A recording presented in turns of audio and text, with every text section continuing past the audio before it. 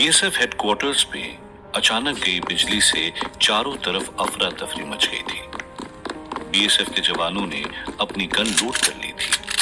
हरी दौड़ते हुए बाहर आया। उसे समझ आ गया था कि ये किसी की चाल है, वरना हेडक्वार्टर में पहले कभी इस तरह अचानक बिजली गुल नहीं हुई थी। हरी ने बाकी जवानों को सतर्क रहने का आदेश दिया और खुद 2 जवानों के साथ बिजली स्रोत की जांच करने चला गया। अंधेरे कमरे में आयशा और सरिता के साथ राहुल भी सतर्क हो गया था। राहुल को पता था कि हेडक्वार्टर में अंधेरा होने का फायदा भी है और नुकसान भी। फायदा ये कि वो लोग आसानी से आर्मी जवानों से बचते बचाते निकल सकते हैं, और नुकसान ये कि अगर हरी को जरा भी शक हो गया तो उनका निकलना नामुमकिन हो जाएगा। राहुल ने आयशा से कहा, आयशा, अब हमें हर कदम सावधानी से उठाना होगा। एक गलती और हम पूरी जिंदगी जेल की कोठरी में सड़ेंगे। आयशा ने धीमी आवाज में कहा, गलती मेरी नहीं, तुम्हारी पत्नी की है। मैंने तो तुम्हें बचाने का पूरा प्लान बना लिया था, पर वो नहीं चाहती कि तुम जेल से निकल पाओ। सरिता ने तेज आवाज में कहा, कौन है ये लड़की, इतनी बदतमीजी से बातें कर रही है? सरिता की तेज आवाज से राहुल घबरा गया। उसने आयशा और सरिता को शांत रहने के लिए कहा और समझाया कि ये समय एक दूसरे पर आरोप लगाने का नहीं, बल्कि यहाँ से निकलने का है। और तभी अंधेरे में भागते हुए कोई उस कमरे में आया। राहुल और बाकी लोग चौंक गए। अंधेरा इतना था कि कोई एक दूसरे को ठीक से देख तक नहीं पा रहा था, और तभी उस शख्स ने मोबाइल की टॉर्च ऑन की। वो आर्यन था। आर्यन को देख राहुल ने चैन की सांस ली। हरी अपने 2 जवानों के साथ बिजली कक्ष की तरफ बढ़ रहा था कि तभी उसकी नजर उस कमरे पर पड़ी जहां राहुल बंद था। पर उस कमरे का दरवाजा खुला देख हरी भी चौंक गया था। हरी जैसे ही कमरे में घुसा तो राहुल वहां नहीं था। हरी को समझते हुए देर नहीं लगी कि केंद्र सरकार का आईडी कार्ड लिए वो लड़की और लड़का दोनों फ्रॉड थे। हरी गुस्से से लाल हो रहा था। उसने अपने दोनों जवानों से कहा, सभी जवानों को सतर्क कर दो। हेडक्वार्टर में सेंध हुई है। बॉर्डर पर पकड़े गए लोग किसी भी कीमत पर यहां से निकलने नहीं चाहिए। हरी का आदेश पाते ही दोनों जवान बाहर की तरफ भागे। हरी एक हाथ में गन और दूसरे हाथ में टॉर्च लिए दूसरे कैदियों के कमरे की तरफ बढ़ रहा था। राहुल जानता था कि अब उसके पास निकलने के लिए वक्त बहुत कम बचा है। उसने आर्यन को दूसरे कमरे में बंद चंद्रवंशी योद्धाओं को छुड़ाने के लिए कहा और खुद लेखा को ढूंढने की जिम्मेदारी ली। पर राहुल की इस योजना का आयशा ने विरोध करते हुए कहा, राहुल, हमारे पास अब किसी को भी बचाने का वक्त नहीं है। बाकियों को छोड़ो, हम यहां से निकलते हैं। राहुल ने कहा, नहीं आयशा, हम किसी को भी छोड़कर नहीं जा सकते। हमारे पास अब एक ही रास्ता है। तुम लोग निकलो, मैं लेखा को ढूंढकर बाहर आता हूं। पर आयशा राहुल की बात सुनने को तैयार नहीं थी। उसने गुस्से में कहा, राहुल, तुम्हारी दिक्कत यही है कि तुम समझते नहीं हो। तुम्हें बचाने के लिए हमने अपनी जान खतरे में डाली है। इस तरह छोड़कर तुम्हें नहीं जाएंगे। आर्यन ने राहुल और आयशा को शांत करते हुए कहा, बहस करने का वक्त नहीं है। हम लोग 2 दल में बढ़ जाते हैं। मैं इन चंद्रवंशियों को लेकर बाहर आ जाता हूँ। राहुल, तुम और आयशा लेखा को ढूंढकर जल्दी से बाहर आ जाओ। इस परिस्थिति में आर्यन की योजना ही आखिरी उपाय था। राहुल आयशा को लेकर लेखा को ढूंढने निकल गया। वहीं आर्यन सरिता को लेकर दोनों चंद्रवंशी योद्धाओं को छुड़ाने निकल गया। लेखा ने बिजली का स्रोत तो काट दिया था, पर अंधेरे में राहुल के कमरे तक पहुंचने में उसे भी दिक्कत हो रही थी। लेखा के पास ही 3 जवान हाथ में बंदूक लिए घूम रहे थे। लेखा उनसे बचते हुए आगे बढ़ रही थी। राहुल आयशा को लिए उस बिजली कक्ष की तरफ पहुंच चुका था। आयशा ने धीरे से राहुल से कहा, बड़ा प्यार है तुम दोनों में, एक दूसरे के बिना रह नहीं सकते। राहुल ने आयशा के सामने हाथ जोड़ते हुए कहा, आयशा, मैं जानता हूं कि मैंने तुम्हारा दिल दुखाया है, पर प्लीज इस वक्त हमें सिर्फ यहाँ से निकलने के बारे में सोचना होगा। ये सब बातें हम बाहर जाकर भी कर सकते हैं। राहुल इस बात से अनजान था कि एक जवान उसके तरफ ही मुड़ रहा था। इससे पहले जवान राहुल को देख पाता, किसी ने राहुल और आयशा को दूसरे कमरे की तरफ खींच लिया। जवान को उस तरफ से कुछ आवाजें तो आईं, पर जब उसने पलट कर देखा तो वहां कोई नहीं था। जवान वहां से निकल गया। राहुल ने जब चौंकते हुए पलट कर देखा तो वो शख्स लेखा थी, जिसने राहुल और आयशा को उस जवान की नजरों से बचा लिया था। राहुल ने चैन की सांस लेते हुए कहा, लेखा, हम तुम्हें ही ढूंढ रहे थे, चलो जल्दी, हमें यहां से निकलना होगा। लेखा और आयशा को लेकर राहुल बीएसएफ हेडक्वार्टर से बाहर के रास्ते की तरफ निकल गया। आर्यन भी चंद्रवंशियों और सरिता को लेकर पीछे के दरवाजे से बाहर निकला था। आर्यन ने फौरन माया को फोन किया और उसे वहां के हालात के बारे में बताया। माया ने आर्यन से कहा, मैं गाड़ी में अपने लोगों को भेज रही हूँ, बस तब तक तुम आर्मी के जवानों से बचकर रहना। अगर इस बार पकड़े गए तो मैं भी तुम्हें नहीं बचा पाऊंगी। आर्यन बाहर खड़ा राहुल और आयशा का बेसब्री से इंतजार कर रहा था। राहुल जैसे ही पिछले दरवाजे की तरफ पहुंचा तो उसे याद आया कि चांद का टुकड़ा तो अंदर ही रह गया है। राहुल ने आयशा से कहा, आयशा, तुम और लेखा आयरन के पास जाओ, मैं बस 2 मिनट में वो चांद का टुकड़ा लेकर आया। आयशा ने राहुल पर चिल्लाते हुए कहा, तुम पागल हो गए राहुल, अंदर गई तो फंस जाओगे, छोड़ो उस पत्थर को, हमें भागना होगा यहां से। राहुल ने कहा, आयशा, अगर पत्थर छोड़ दिया तो मेरी सारी मेहनत बर्बाद हो जाएगी, सब कुछ खत्म हो जाएगा, मुझे ये खतरा उठाना ही पड़ेगा। उस चांद के टुकड़े के प्रति राहुल का मुंह देखकर आयशा को मास्टर की बातों पर थोड़ा थोड़ा यकीन होने लगा था। आयशा को लगा शायद मास्टर सच कह रहा था, राहुल पर इस पत्थर का ही असर है। अगर राहुल उस पत्थर को ले भी आया तो मुझे किसी भी तरह उससे राहुल से छीनना होगा। आयशा लेखा का चेहरा तक नहीं देखना चाहती थी, पर इस समय उसके पास लेखा को लेकर भागने के अलावा और कोई रास्ता भी नहीं था।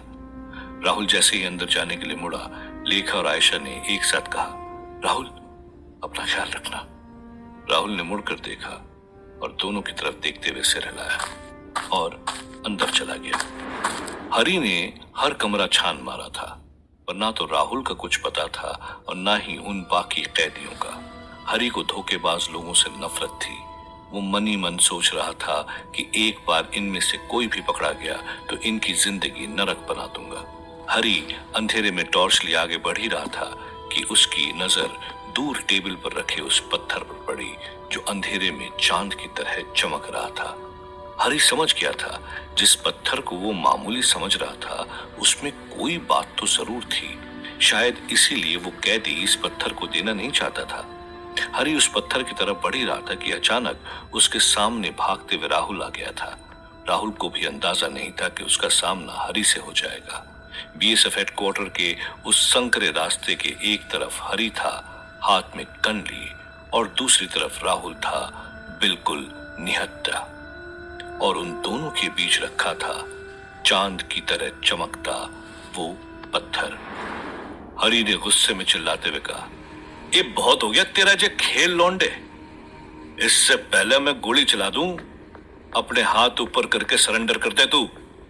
राहुल ने निडरता से कहा, आई एम सॉरी कमांडर, मैं आपकी और सेना की बहुत इज्जत करता हूं, मुझ पर भरोसा कीजिए, मैं ऐसा कोई काम नहीं कर रहा जिससे देश को नुकसान पहुंचे, मेरी जंग बिल्कुल अलग है। हरी ने कहा, ये अपनी बकवास बंद कर, जो मैंने कहा वो सुन, अपना हाथ ऊपर कर। राहुल ने पत्थर की तरफ देखते हुए कहा, I am sorry commander. Rahul ने अपना हाथ उस पत्थर की तरफ किया और वो पत्थर तेजी से हवा में उड़ता हुआ राहुल के हाथों में आ गया। ये देखकर हरी भी चौंक गया था। हरी ने बिना सोचे समझे राहुल की तरफ गोलियां दागना शुरू कर दिया। राहुल भी गोलियों की बौछार से बचते हुए बाहर की तरफ भागा। हरी ने फौरन फोन लगाकर अपने जवानों को भाग रहे राहुल को पकड़ने के लिए पूरी फोर्स भेज दी थी। बीएसएफ का तेज सायरन उस सुनसान इलाके में गूंजने लगा। सायरन की आवाज आर्यन के साथ साथ लेखा और आयशा भी सुन सकते थे। लेखा और आयशा भागते हुए आर्यन के पास पहुंच गए थे। आर्यन ने चौंकते हुए आयशा से पूछा, राहुल कहाँ है आयशा? आयशा के चेहरे पर परेशानी साफ दिख रही थी। आर्यन समझ गया था कि यह सायरन संकेत है राहुल किसी बड़ी मुसीबत में फंसने वाला था। आर्यन ने वहां खड़े सभी लोगों से कहा, 2 मिनट में हमें यहां से निकालने के लिए गाड़ी आने वाली है, तब तक अगर राहुल यहां आ गया तो ठीक, वरना मैं तो यहां से निकल जाऊंगा। तुम लोगों को राहुल के लिए फंसना है तो फंसो, पर मैं अपनी बची कुछ जिंदगी जेल में नहीं बिताना चाहता। आयशा जानती थी आर्यन ने कुछ गलत नहीं कहा। लेखा ने चिल्लाते हुए कहा, मैं अपने कबीले के राजा को इस तरह से अकेले नहीं छोड़ूंगी। मैं जा रही हूं उसे बचाने। लेखा के पास खड़े दो चंद्रवंशी योद्धाओं ने भी एक स्वर में कहा, हम भी जाएंगे राजा को बचाने। आर्यन को इन चंद्रवंशियों का पागलपन देखकर गुस्सा आ रहा था, पर तभी सरिता ने लेखा और दोनों चंद्रवंशी योद्धाओं को रोकते हुए कहा, राहुल कोई मामूली इंसान नहीं है, हमारे कबीले का राजा है और हमें अपने राजा पर पूरा भरोसा होना चाहिए। अगर राहुल ने कहा है कि हम उसका यहीं पर इंतजार करें तो हम वही करेंगे जो हमारे राजा का आदेश होगा। सरिता की बात सुनकर लेखा और दोनों योद्धा वहीं रुक गए। इस कठिन परिस्थिति में भी चंद्रवंशियों के दिलों में कोई डर नहीं था, पर आर्यन जानता था राहुल के पास अब वक्त बहुत कम बचा था। राहुल हरी की बंदूक से निकली गोलियों से किसी तरह बचते हुए बाहर आ गया था, पर तभी राहुल के पीछे कई जवान बंदूक लिए खड़े थे और उन सभी का निशाना था राहुल। पर राहुल अपनी जान की परवाह किए बिना रेगिस्तान में भागे जा रहा था। हरी ने अपने हाथ में स्नाइपर गन थामी और राहुल के पैरों में निशाना साधा। बंदूक से निकली गोली ठीक राहुल के पैरों में जाकर लगी, जिससे राहुल रेत पर गिर पड़ा। आर्यन और आयशा दूर से बीएसएफ हेडक्वार्टर के बाहर का वो मंजर देख पा रहे थे। राहुल के पैरों में गोली लगते ही आयशा की सांसें थम गई थी। राहुल के पास अब भागने का कोई रास्ता नहीं बचा था। राहुल जख्मी तो था, पर वो रेंगते हुए आयशा की तरफ बढ़ रहा था। हरी जानता था कि अब राहुल का खेल खत्म हो चुका है। हरी हाथ में हथकड़ी लिए राहुल की तरफ बढ़ रहा था और तभी दो काले रंग की गाड़ी रेगिस्तान में तेजी से भागते हुए राहुल और हरी के बीच आकर खड़ी हो गई। ये देखकर वहां खड़ा हर फौजी चौंक गया था। गाड़ी का दरवाजा राहुल की तरफ खुला और माया ने राहुल की तरफ हाथ बढ़ाते हुए कहा, जल्दी बैठो राहुल, हमारे पास वक्त कम है। राहुल तुरंत गाड़ी में बैठ गया। हरी ने अपने जवानों से चिल्लाते हुए कहा, फायर! जवानों ने एक साथ उस गाड़ी पर अंधाधुंध गोलियों की बौछार कर दी थी, पर अंदर बैठी माया के चेहरे पर हंसी थी। माया ने हंसते हुए राहुल से कहा, घबराओ मत, ये गाड़ी बुलेट प्रूफ है। दूसरी काली गाड़ी ने आर्यन और बाकी लोगों को बिठा लिया था। हरी के सामने ही वो दोनों गाड़ी रेगिस्तान के रास्तों में तेजी से भागते हुए जल्दी ही आंखों से ओझल हो गई थी। बॉर्डर के पास आकर वो दोनों गाड़ी रुकती है। राहुल लंगड़ाते हुए उस गाड़ी से उतरता है, पर उसके पांव से खून बहे जा रहा था। उसका जख्म गहरा था।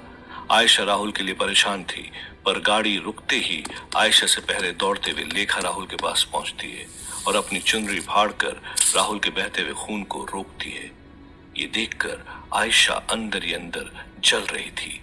लेखा को अपने लिए इतना परेशान देखते हुए राहुल को अच्छा लग रहा था, पर राहुल ये जानने के लिए उत्सुक था कि ये औरत कौन थी जिसने उसे बचाया। राहुल ने माया की तरफ मुड़ते हुए पूछा, कौन है आप? तभी आर्यन ने राहुल के पास आकर कहा, तुम इन्हीं की वजह से आज जिंदा हो राहुल। ये है मैडम माया, बहुत एहसान है इनका मुझ पर और तुम पर भी। राहुल ने कहा, पर आपने मुझे बचाया क्यों मैडम माया? माया ने हंसते हुए कहा, कुछ पाने के लिए कुछ खोना पड़ता है राहुल, तुम नहीं समझोगे। बस इतना समझ लो, बीएसएफ वाले हमें ढूंढते हुए किसी भी वक्त यहाँ आ सकते हैं। ये तार देख रहे हो, इसके उस पार पाकिस्तान का इलाका है। जाओ जल्दी, इस तरफ से जाओगे तो किसी को पता नहीं चलेगा। हरी अपने ऑफिस में बैठा हुआ किसी को उन 5 कैदियों के बारे में बता रहा था। हरी ने कहा, सर वो दोनों बहरूपिये केंद्र सरकार के अफसर बनकर आए थे, उनके सारे कागज असली थे, इसलिए मैं धोखा खा गया सर। अब आप ही बताइए मैं क्या करूं? हरी के सामने बैठे इंसान ने कहा, और उस पत्थर का क्या हुआ जो राहुल ने पहना हुआ था? ये आवाज थी मास्टर की, जो सूट बूट में हरी के सामने बैठा हुआ था।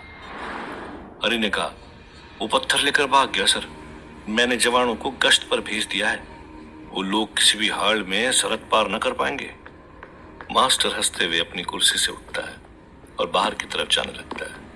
हरी मास्टर को रोकते हुए पूछता है, सर आप तो पक्का केंद्र सरकार के मुलाजिम हो ना?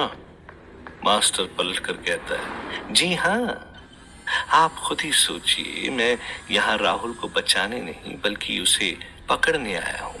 और मेरा यकीन कीजिए, मेरी पकड़ से कोई बच नहीं सकता। राहुल का खेल अब खत्म होने वाला है।